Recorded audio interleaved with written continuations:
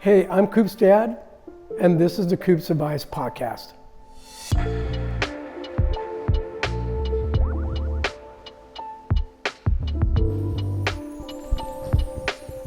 Hi, my name's Harold. Hi, I'm here. What's up, Jay? Present the award for Tannest Man Alive.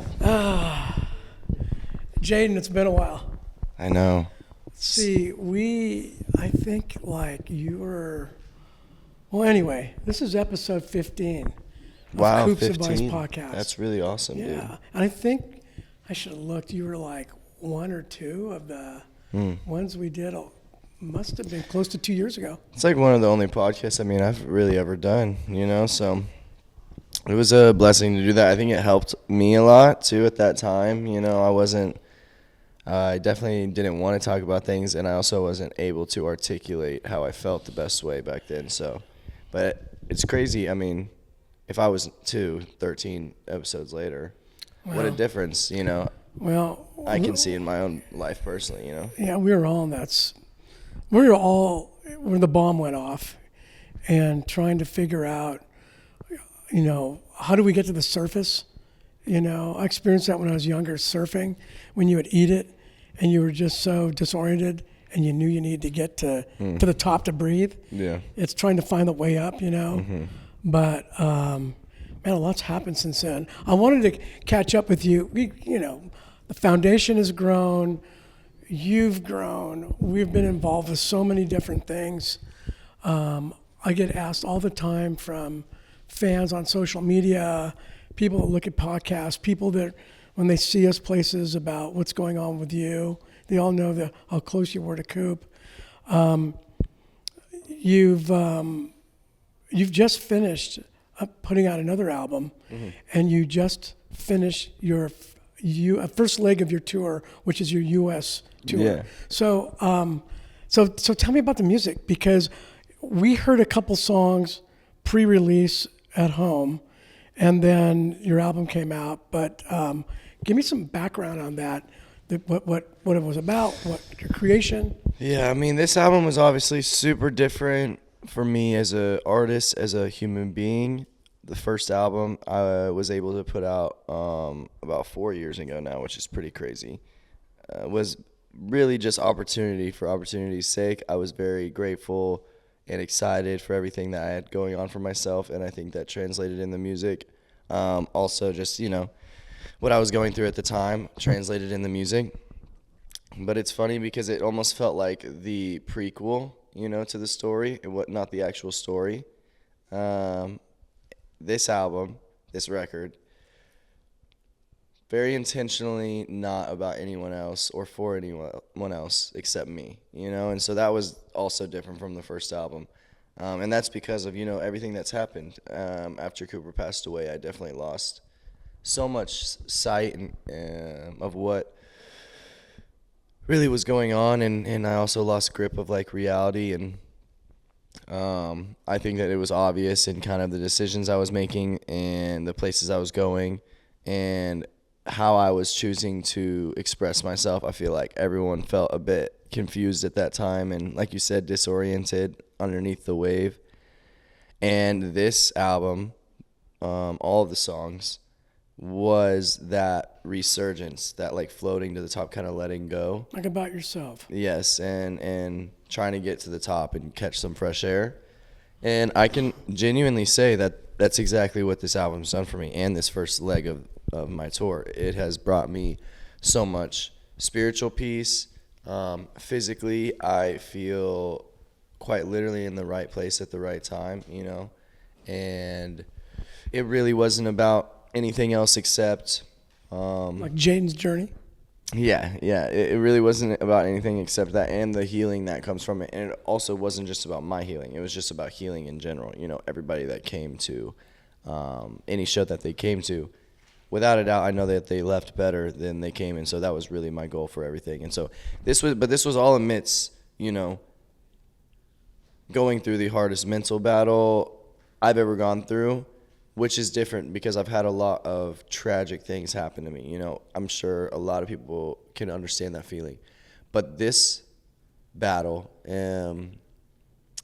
the challenge wasn't that I was so far gone. It wasn't like an extreme thing. It was like all of this pent up stress and fear and pain had been just like developing and festering until it made me kind of like look in the mirror and be like, who is this person?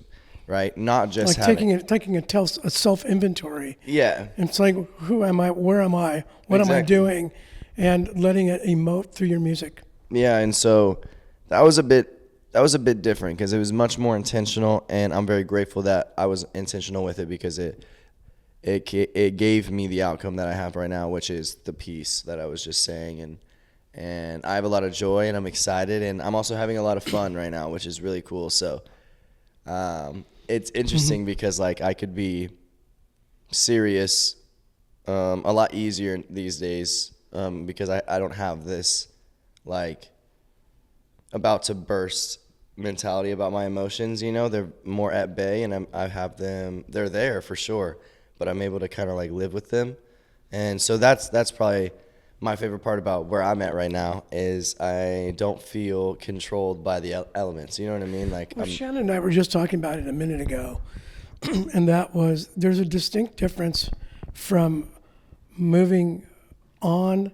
to really moving forward. Moving on seems to take a connotation of moving on and forget and leave it behind, where moving forward, in my definition, is it's always with you, but you learn how to live with things and you evolve. Yeah. Positively. You grow. Absolutely. I mean, you either do that or the opposite happens. You know? struggle. Yeah, for sure. Yeah. And I think that people kind of confuse growth with good feelings when growth is almost certainly every single time associated with bad, feelings like pain, because that's where growth comes from, is the pain, in any sense of the word. I'm trying to fucking work out right now, and me and Coop have been working out, and it's just working out is such a great analogy and metaphor for life, and also quite literally training yourself to do things that are uncomfortable for an outcome that you may not see right now, So, it's interesting, Jaden, is that in all the conversations that I get involved with kids on the Discord and kids that reach out to me, social media, you're talking about now you're making different choices in how you're living your life. You're making healthy and positive choices. We can all certainly make negative and unhealthy choices. I think we all have. What? No. Yeah. So, I mean, you are, when we sat here talking almost a couple years ago, we were both in completely different places, but for the same reason. There's been a lot of growth. And I know your music reflects that. The new album, to me, the music was distinctly different from what I've heard you create and play before. And I could tell, like when I first heard it, like, this is Jaden. First of all, I thought it was really good, really well crafted. How was the reaction on tour and from when the album came out from people to this next step in your life of music?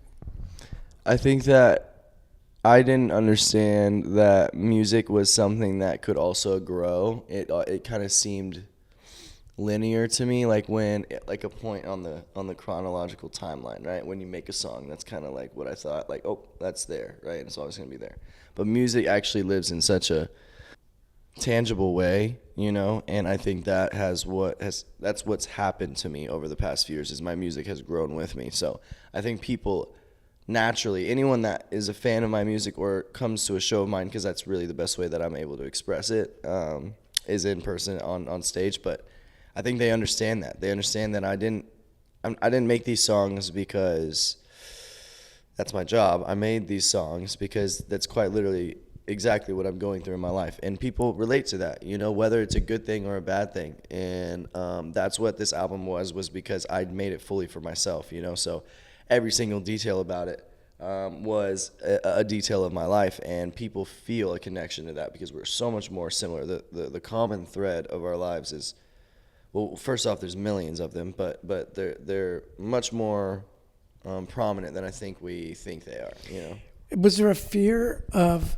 not creating or doing something, or even on tour in the mainstream, breaking away from what people would say, oh, that's out of Jaden's wheelhouse, out of Jaden's mainstream? For sure. I think that in general, anything that doesn't get a billion views, online these days is like considered that it doesn't work. It's know like what I mean? unsuccessful. Yeah. Yeah, and so that was really funny too. Like, I think because it had been 3 years since my album, and I really had gotten off social media since Cooper passed. And these days, I'm actually trying to get back on it because I think it's a great tool, just to like give people Communicate. Well, really, express. for me, that not only that, just like the narrative of like everybody has such an opinion, whether in real life or online, about who you are and what you are.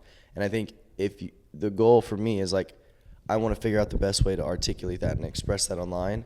That to me feels satisfying, rather than just getting caught up in it. But regardless of all that, yeah, like that can become pretty. There's a lot of negative connotations when the numbers aren't like going crazy. So the numbers didn't go crazy on this album, and everyone was kind of, I wouldn't say everyone, but a lot of people on the back end were concerned about it. And I was like, guys, just really I don't feel like worried at all whatsoever. I know that I've built something beautiful with people like Travis and MGK, and it's not because I'm some talented artist. It's because I think they really find hope in what I'm saying, And we went on tour, and every show was at least 90% or 95% at capacity. And that's over like 1,000 tickets at every single show. And that's crazy. That's mind blowing to me. There's so many people. And so this tour was actually really a blessing for me, because I got to see visually and feel and experience true community, even when... I think a true connection. Yeah, exactly. That's what I could see on the videos that I saw. You were sure. really connected with the audience. Yeah. It resonated. You could see that it was more than affecting ever, them. for sure. Mm-hmm. So that's what I mean, man. Like, I think sometimes we think we need... This could go into the conversation of grief. I mean, it absolutely does. We're like, we think we need stuff sometimes, we think we know what we need, when really sometimes you don't know what you need. You know what I mean? An example of the numbers per, like, I don't need the numbers, I don't need the validation of that. That will happen, it'll come and go, it'll be whatever, but what I need is that in-person connection with all these kids. And so that was such a great reminder, and I'm very grateful for it. And so I get to go do that in Europe now, which I'm also I was going to ask you start your second leg of your tour in Europe beginning when, and where are you going to go? We go all around Europe. We don't go very eastern. I don't know where the furthest country eastern is, but I'd say we stay pretty western, and we do quite a bit. We're doing like 17, 18 shows, which is cool, and start in Paris and end in Dublin. That's cool. Yeah, I'm so excited, dude. Come on. On the U.S. tour, you had opening up for you Gunner. Mm-hmm. How was that with Gunner? Gunner, just for everybody to know, I've known his parents for a long time. As a kid that kind of grew up in our neighborhood, and saw him start off as a singer. Mm-hmm. I didn't know he was. All of a sudden, I hear that he's opening for you, and I'm like, who? This kid? I thought it was kind of coincidental, but it's cool. No, it is really cool. He's a great guy, man, and I think that me and him had a lot of moments on the tour where I feel like we share similar values, and I was really appreciative that he listened to me as someone who, does have their foot in the game out here, not because they want to, but because, I've been through a lot. I've experienced a lot by the blessings of other people. So kind of what I did with other people is like listen to them and take their advice. He did the same thing for me. And so that's when someone there's this quote of like, in order to be a good leader, you have to be a great follower. So when someone is being a great follower, that's such a great sign for where they're headed in their life. You know what I mean? Well, they're learning. They're watching and learning. For sure. I think that's because anybody can learn from anybody first, but two, that's the only way you do it is when you kind of over-consume something that you love and are passionate about, and that's what he did. So I love Gunner. I think he's going to go very far. On your tour in the United States, is there anything you learned that you're going to incorporate in your European leg? 'Cause, I mean, traveling on Yeah. stage, crowd. When I first saw you, I could say you were learning to perform. You were learning how to be on stage. You were learning how you fit, trying things, how to connect. And now, when I saw in this last tour, there's Jaden doing Jaden. It's so natural, comfortable, and you could, like I said, you could see that connection resonate with the audience. It's no longer something you have to think about. You're just doing, and your Absolutely. band. Is there something that you learned in this last leg that's you're going to incorporate in your next European tour? Definitely, I love the pacing. I'm obsessed with like shows that don't feel like the band feels the need to perform the next song right away. You know, I like just like being up on stage and taking our time with it. I think it allows the audience to do the same thing. Lights, I want it dark in there constantly. Like most of the time in between songs, they'll like turn on the lights. Is that why you can't see anybody? Yeah, and I don't like it. I don't want to see anyone. You know, I think before I did, but these days I just would rather be in the moment. And then that leads me to my third thing is like I definitely step into a role on stage that I think is incredibly important to conduct the crowd, you know, to allow the crowd to be like the train conductor, take them on whatever journey they're going on. In order to do that, you have to play the role, which I always do because it just comes naturally, you know, on stage when I play my own music. But I think now being a little bit more intentional about separating, like putting up the walls in my brain of like, I think a lot of people see performing as like this, like outward. I see it more as like a tunnel. So just kind of like just being aware of that for myself and trying to see what comes out of that more and more because I like to push the limits on things. And I think in Europe the energy is going to be crazy, so I'm probably going to do some crazy shit out there. That's like my goal is to do stuff where people are like, what, you know? Smaller venues? What kind of the venues? Bigger. Are they different than the United States? Bigger. Bigger. Mm-hmm. Really? Crazy. I think my biggest show is in Milan, 3,500. Wow. Yeah, it's wild. I'm very, very excited. I have not expressed this to you, but and you have this on your tour announcements, all the posters, etc. But Jaden has graciously is donating $1 from every ticket sale to the Coop's Advice Foundation. No one asked him to do this. He did this on his own. And I know there's a lot of tickets that have been sold in the U.S. and there will be a lot in Europe. More to come. I just wanted to say thank you because Of course. it's been very helpful for us to be able to continue to provide things to Coop's fans like merch, which you just shot earlier today.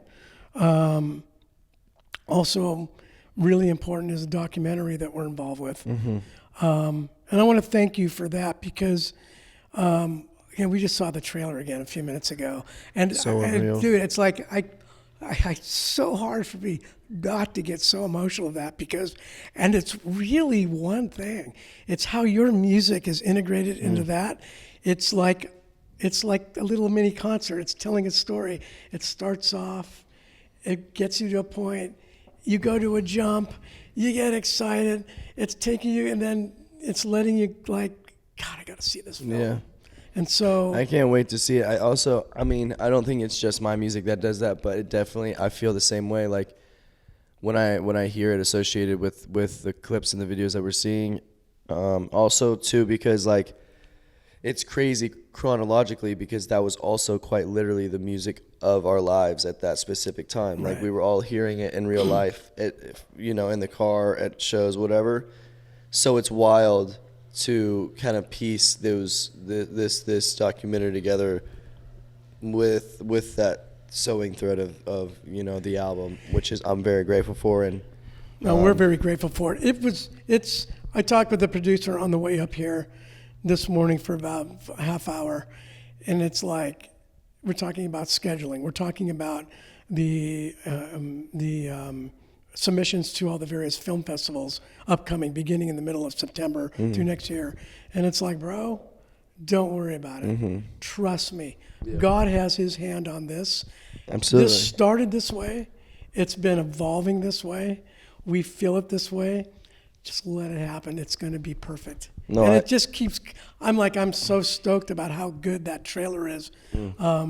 And I know the film is going to have a message and resonate with a massive somebody. impact on people. And also, I'm in the same mindset about everything right now. I think it's good to prepare. Wrong to kind of like feel the need to plan your future. You can prepare for your future, but staying in the future only takes you out of the present. You know what I mean? And staying in the past keeps you away from the future. And so it's just kind of like, it's so important to, even with ambition, this is big for me right now because I have so much ambition and so much excitement, and I get very caught up in like the things that I want to do, but you can see yourself on a stage in 2 weeks, and not know how you're going to get there, but still fully believe and know that you're going to get there. And I think that's an important thing. We've gotten so convinced that we need to almost stress ourselves to success or stress ourselves to like peace. Yeah, if we're not stressing, then we're not trying hard enough. Yeah, exactly. And it's the opposite, it's like letting go. And it's just incredibly interesting how over these past few years, a lot of us in our circle have learned the same lessons in very different ways, but it's started to slowly pull us back together, And with you seen gravity. it? We were talking about it earlier. It was hard in the beginning. We were all grieving. We cry. It just ended up like that, right? It was like, and Coop's mom and I would sit there and talk about it and say, hey, look, they're going to move forward. They've got their lives. They're young kids. They're doing their careers. They're going to get married. They're going to have relationships. They're going to move forward. Our family, you, me, Parker, we're really the core family. I don't know what's going to happen with Jaden. I don't know what's going to happen with Sab, Anna, Emma, everybody else. But what's happened is that everybody's, in my opinion, has learned to keep everything in its place, and they all want to come back. And you notice, you were for dinner the other night. I think it was last Thursday or whatever. And Good old UQ steak. Who else was there? UQ was Shannon. And Onyx. Yeah, and For- Onyx, for a yes. bit, yeah. And, was it heavy? No, we're all just having a great time laughing. So it's like we're all connected and bonded through Coop, but yet we don't have to cry every time we're together. And we can talk about the things that, about what we're going through. This is why what's important to me, to chat with you today. Our first podcast was really heavy. It was heavy. Yeah. I just don't get a chance to chat with you because you're busy. Even when you come over, there's all kinds of stuff going on. The dogs, food. Harold's a busy man too. Don't let him confuse you. You know, I swear. He's not just golfing. You guys are going to the beach. I just, I worry about you often, that you're doing okay. You're still a kid. You're sure. 23 and you're living throughout the world. It's a tough place. It's crazy. The one thing I'm so proud of what you're doing is that you're doing what you want to do. Absolutely. Like Dave Grohl said this, you want to be successful, just do and play what you love to do with a passion. Don't worry about making money. Don't worry about getting contracts. Just do what you love. You know what? I think that's the best stuff that's out there. Absolutely. I think will that come to you. You know why? Is because I think a lot of people think like, oh, do what you love because that's what you deserve. I think that's wrong. I think it's do what you love because when you love something, that's the only thing that's going to actually give you the legs and the wisdom and the strength to get it done. That's what the love does. The love isn't for your own feelings. You know what I mean? Sometimes the love of something is the hardest part. That's a perfect example with Cooper. You know what I mean? If you didn't love him like you loved him, if he wasn't the son that he was to you, it wouldn't hurt like this, but it does. And that's the consequence of love. And that's why a lot of people I think, confuse love with different things these days, like good feeling. And good feelings are great. Like, that's awesome. And everybody wants that and deserves that. People do deserve good feelings. But love is, like, such a different thing. And it comes in so many different forms and shapes. And so, yeah, I agree. It got heavy last time, but I think that's important. I think that It's where we were. these days I actually enjoy the times where I'm able to find tears or, like, find emotion, because I know that when it happens, it's supposed to happen these days, because I'm not as, like, manic as I was before. I think a lot of people in our circle aren't. I think we've gained a lot of peace, so that's cool. But yeah, life for me right now, it's always hard because everybody has different seasons, and especially with their grief. Like, I talked to Sab about it. We talk a lot, and her she's doing really well. she's doing great. I'm really proud and happy with her. The girls were over maybe about a month ago or so, and I always feel like, do they want to come over? Is it hard for them to come over? And Sab talked to Treva and said, I want to come over, and asked, it's okay if I, stay in Coop's room? And I was actually blown away by that. I could see how you don't want to do that. I mean, it's hard for me to go in there. For sure. I have not spent a night in there. But Yeah, I also see that it showed me the healing process, and like, it's like the real love transcends, and it's part of where she needs to go, and it was all good. I mean, it was really cool. Yeah, I bet it would be. She's also someone who, I mean, has just been through so much, and she'll be able to help so many people because she's had such a tough position, to be put in. Do you hear this from your fans and from people reaching out to you about how much you've helped them and how much you've saved them? Do you hear this? Mm-hmm. Does it like freak you out sometime? Like, well, dude, what are you talking about? I mean, how do you react to that? 'Cause I get this all the time about Cooper, and where people giving us tributes and sending us video edits and things of that sort. And I respect it, and I try to understand how he touched them. But you guys are getting that all the time still. Yeah, absolutely. I mean, I think people, the reason that what I do for it's crazy enough, or what anyone does what you do specific, when it makes sense what you do, or anyone says like, oh, you saved me, it's because I think a lot of people in the world need, they want a savior really bad, and that's a whole different topic, because we have our faith in our own savior, but in the world, from that perspective, they want a savior so bad, but really all they need is a human being. And I've just allowed myself to be a human being. And I think that's really ultimately what is saving people. Isn't anything I'm actually doing. It's just allowing myself to do it in front of people, that could like judge me or hate me for it. Just being able to be vulnerable is such there's so much salvation in that. And I think that a lot of people, it is, but it does, even as I'm talking about it, thinking about it, it does blow me away though. Still, that was really the big reason that kind of brought me back to myself, was the moments I had in South America with the kids that were saying those types of things, and you could tell how much they meant it. On top of, same thing with Cooper, because Cooper would always say that to me. So, it's the connection. Yeah, they're connecting to you, and they're feeling that they see your vulnerability. They see your openness with your emotions. They see how you're communicating through your music. They see how you present it when they see you live, and it resonates and connects.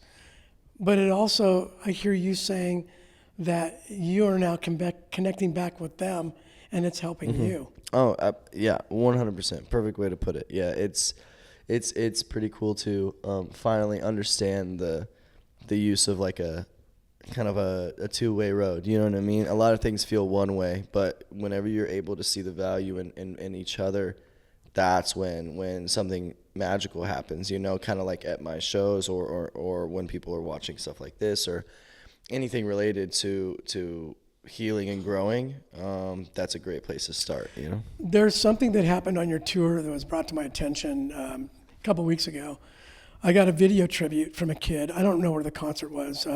Somewhere back east, somewhere north of Pacific Coast Highway in California. Saudi Arabia. Somewhere like that. And this kid did he did a great tribute video, sent it to me on Instagram. I saw it, and what I usually do is we'll repost them. But if something stands out that it's like a really good, I mean, think about that. These kids are getting video clips from all over the internet. They're sitting at some kind of computer, they're putting them together, they're editing it, they're editing music to it, and they're making anywhere from a 30-second to a 4-minute tribute video that takes time. And some of these are done really well. This kid did this thing really well.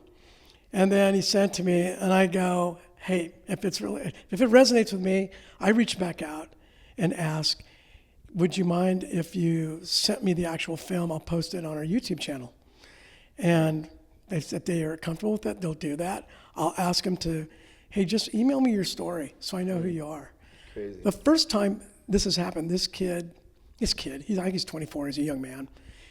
He said, do you mind if I send you my story in a video? I said, sure. He sends me the story. I freaking start crying. Yeah. There's a whole story about this kid and what he's gone through, how his life has been from moment one through where it is today and where it will be going forward. It just really hit home about how much your music has connected with him. What he has seen with Cooper on TikTok and social media has connected with him, that has allowed him to feel that there is true hope, love, and encouragement in the world, that this kid who's not had a good life, a hand dealt with him, is what I would aspire to be as a human being in my mindset, a kid like that. And then he sends me a picture of you and him, and then he tells me that you brought him backstage, and then he sends me a picture of you and him backstage, and I'm going, okay, dude, we're going to do a little bit more with this stuff. We're doing some editing and some things, and we're going to post it and shortly. It speaks to you that's kind of a little bit of a full circle. You, this kid, comes to me. That's actually really wild. And I hear this all the time, and man. Well, I mean, they're all definitely intertwined. I think that's the beauty of having people that you love, is the people that you love, other people also love, and that's what's happened within our group over the years, and people that love Cooper, I'm so grateful that they love me, and vice versa for me with them. And so, yeah, music is a beautiful thing. I think that everything you're talking about right now, that this is the point, this is the point. Like, there isn't much else to life, man. There's a lot of fun, flippant things. There's a lot of joy in small stuff, and all that's great. But the overarching theme for me, at least, in life is this.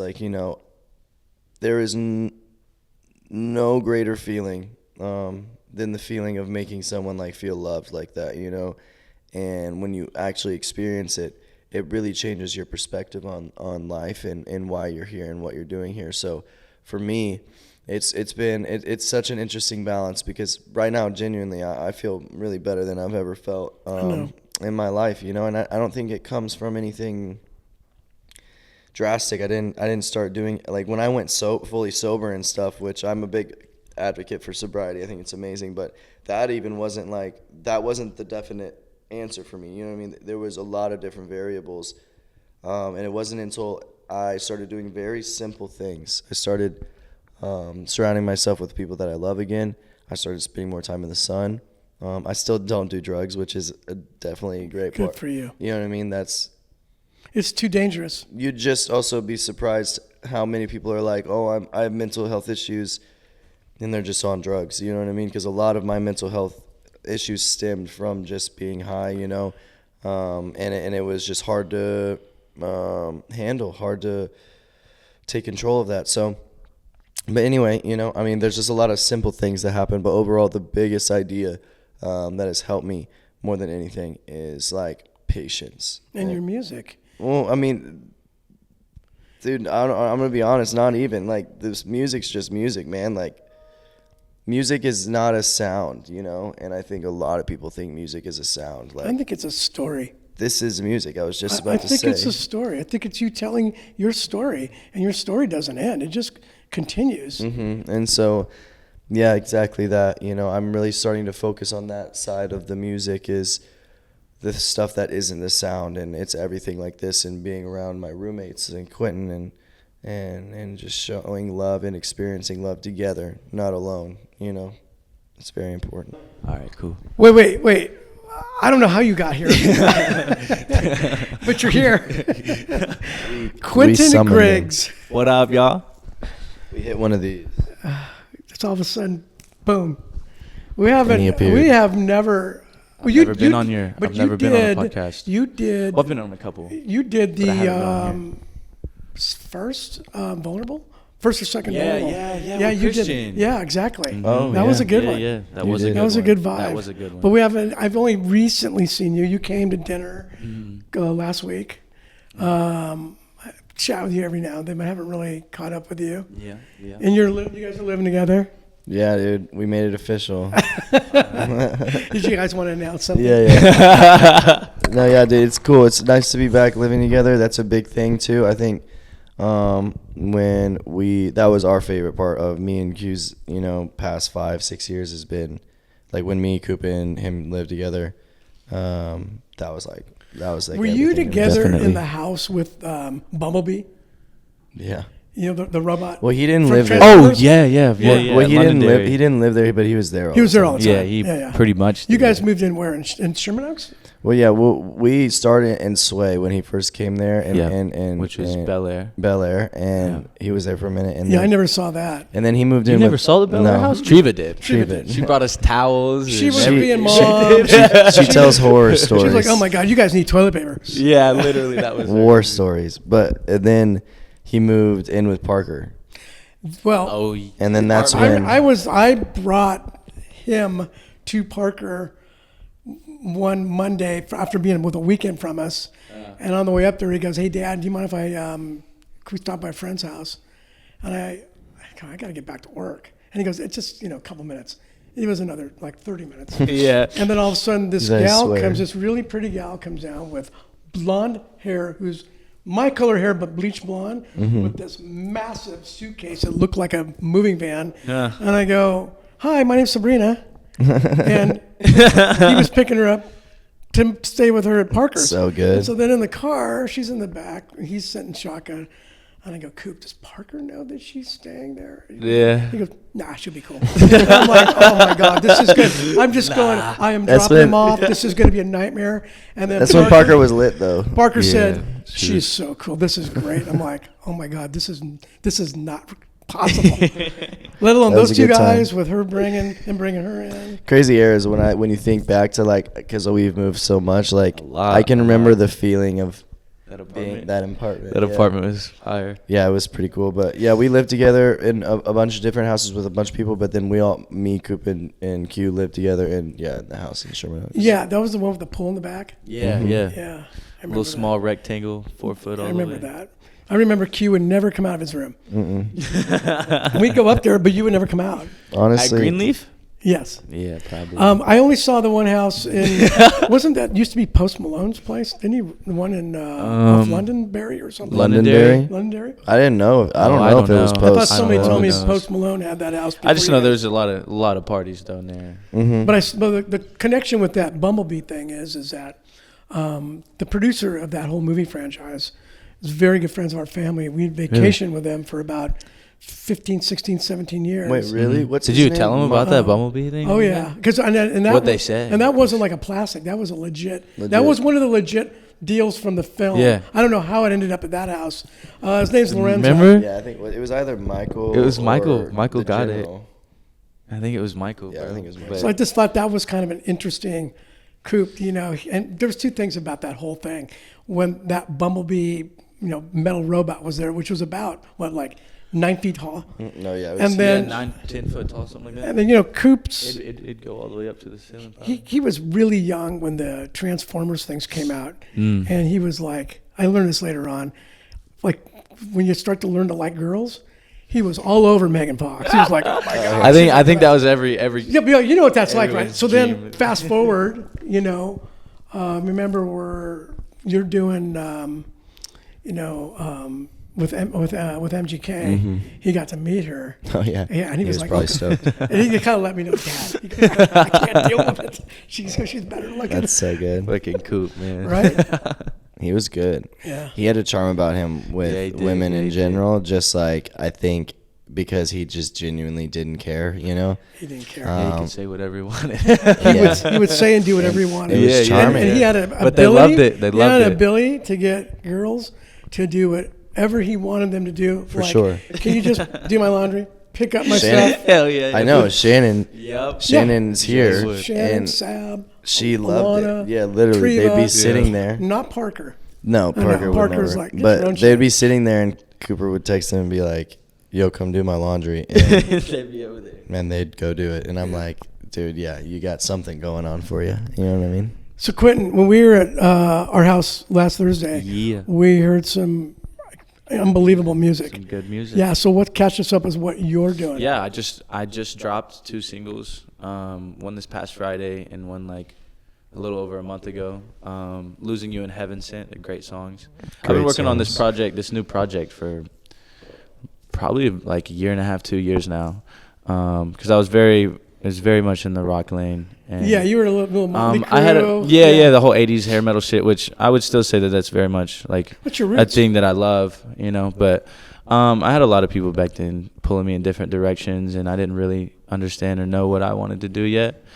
But now that I've took some time away from all of it and really sat with myself in the music and stuff, I think I've finally found something that I'm actually comfortable with performing live and all of that stuff. You have so. one song. I don't know the name of it. We played it again. We all went for a walk on Sunday or Yeah. Saturday. It's the one with a little bit of a techno AI robotic vibe in it. Yeah. That's the new. It's like super experimental. What like do you call that? EDM type stuff. That was so good. Yeah, It's so good. different, Thank but you, it's thank you. so good. Thank you. Yeah, it's like- fun. it's like all feeling. Yeah, What- it's what- all based off of feeling. What's the name of it? There's 2 of them, 2 new ones out And where do right you now. find it? Everywhere, Spotify, Apple Music, any platform.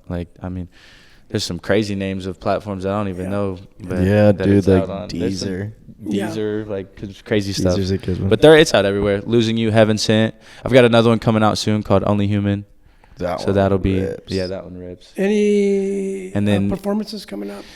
Working on it. Yeah. Yeah, we got Trying to get some stuff planned. more stuff out really quick. I know somebody going to Europe on a tour. I can introduce you. You should, dude. I can just imagine you guys on tour. I like Oh, dude. cuddles and man, that would affection. be- We will. I mean, Turn the the thing. cameras off. Eventually. I mean, dude, the same way that Cooper believed in both of us. Like I believe in. I've known Q is fucking Yeah. gonna do his thing for a while. I actually think that right now is the beginning of a very cool moment. 1000%. It's nice to do things like this, just because it's cool to look back. But I mean, there's so much. People are so convinced of what they're convinced of, and then you put that same person a year later, and that person knows nothing, Yeah. because life changes so often. So right now it's just important for us to kind of just enjoy where we're at, and I definitely am. I think Yeah. Q is. I think we all we're doing a lot better. which is great. 1000%. You just saw the documentary trailer Yeah. for the first time. Yeah, the trailer. What was your reaction to it? I mean, it's hard not to cry. I know, right? I think it just leaves a knot in your throat. Yeah, a It's little bit. it's Yeah. done well. Yeah, it's Frogging really it good. I mean, dope, we were I'm- talking earlier. I'm really excited for to that. see it. Yeah, I'm excited to see the whole thing. And I like the clips that Brad, the producer, used. You would think it would kind of always be like all what everybody knows, but Mm-hmm. it was a really good sampling of You haven't interviewees. seen any more of it. Yeah, huh? it was. It was really good. You haven't seen any more of it. No. What we plan on doing Gotta is wait. probably 2 more trailers before the end of the year, and a few teasers as we get close to the first film festival. But what our goal is to do, this is our goal. This is the first time we've ever asked for donations for anything, saying we would like you to donate. And there's a link in all of our social media and on the YouTube channel. There's a link to donate to Tell Me About Tomorrow. What we're hoping to do is we want to have 3 premieres. One in Laguna at the new Rivian Theater that used to be the Coast Theater, because Cooper's from Laguna and that's all the people. Second one would be somewhere up here, ideally on Sunset, some venue. And then there is the Newport Film Festival, which is at the Port Lido.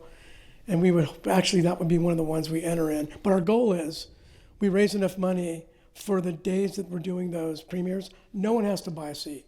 Oh, that's cool. You can get your seat, but it's on us. Come in, see the message. Yeah, I don't know. That's This our is goal. just ripping. I think it'd be cool if you did it because the Roxy has a screen, you know? Yeah. It'd be cool if They you do, did it yeah. at the Roxy because that was like the first show of That Tell was Me the About first Tomorrow. show. Well, I didn't know where we could do it. Then we'll just go after it. Yeah, we I'd can say we also, could we get have a it lot on of the Roxy. connections with the Roxy too, Yeah. so Yeah, we cool. can get it going. But regardless, I think, that's a great plan. I think it's gonna start waves, man. I mean, 1,000%. it's so nice for people to see things visually, and it is already such an emotional pull because it hits so many people close to home, We wouldn't be doing this if there was no impact driving to do this. There's a demand. There's still a demand for content about Cooper's life, about everybody that was involved with it, Yeah. what his legacy was about, and it still grows. So it's not fading, and we hear the request for it. This came up. The producer who just happened to meet us on some other project felt so compelled about this story, and the demand continues to grow. So we feel led, I think, by somebody, so we're just going with it. For sure. The merch still sells really well. People still reach out to us. They still send us tributes. They're still communicating. Yeah. I mean, it's Coop. It's crazy, but we just go with it. And I really want to thank you guys because you guys have always been so supportive, so open, so selfless. And watching your growth and be willing to share it really speaks to so many of the people out there that are here because of all the struggles that we've all gone through. Yeah. And they Yeah. see hope, love, and encouragement from all of us. And all we want is people to, be here another day. There's hope, and you can have a good life. No, absolutely. That's think, it. Yep. And you're doing it, man. I mean, You this guys is are doing it. we're We're all, doing it. right our here. whole Coop family that you see on our text thread, they're all doing it. Yeah. So And I also think that, like you've talked about before, it used to all be very sad because it is the saddest thing I think any of us have gone through. So, but they talk about grief and they're like the pain doesn't go away, and that's true. But the emotions of pain do change, and the sadness has started to, I've started to wear off a bit, and now it's coming in with I have curiosity and I have excitement about what is going to happen with Cooper, and I also have hope and peace knowing where he's at. Like the pain's still there, but the emotions change with there's it. a lot more happiness. For sure. Yeah. I am very happy, and it sucks to say, because you almost at the beginning for You sure. almost feel guilty, huh? You almost feel but guilty, there's no but- reason to be Yeah. guilty. I'm thankful that he left us with things to do, because most people lose a loved one, they lay them to rest, and that's Yeah, it. that's it. We're here because we have stuff to do. Yeah, exactly. Cool. One of the last time, I haven't had a lot of moments with Cooper after he passed away. We've talked about that. I've had a few really big ones, which have definitely kept me. You mean signs when he's reached out to you? Yeah. Signs that he's reached out to me. Those have definitely kept me, tied me over.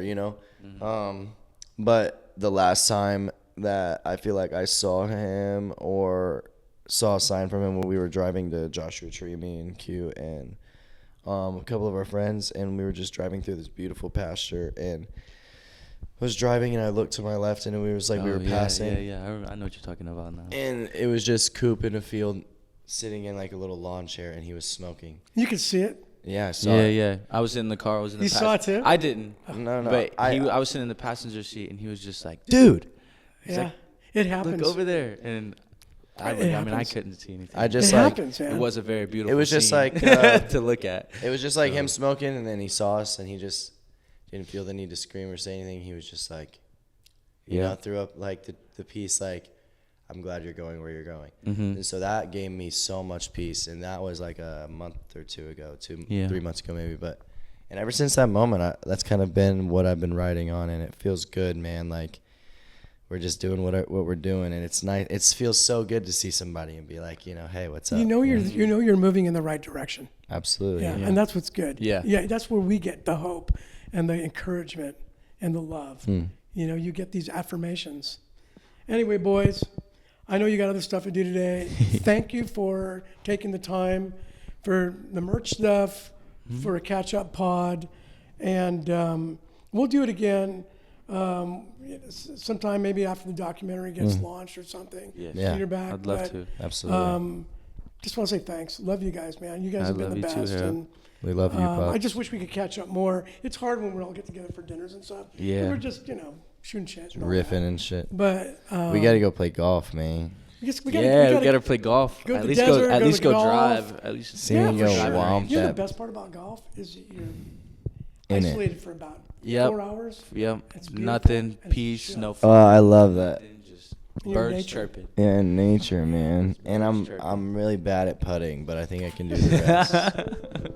I can drive pretty good. I suck, so don't worry about it. Anyway, thank you guys. Thank you, Love everybody. you. Thank you. Later, a y'all. Thank you for watching. Please like and subscribe, and love you more.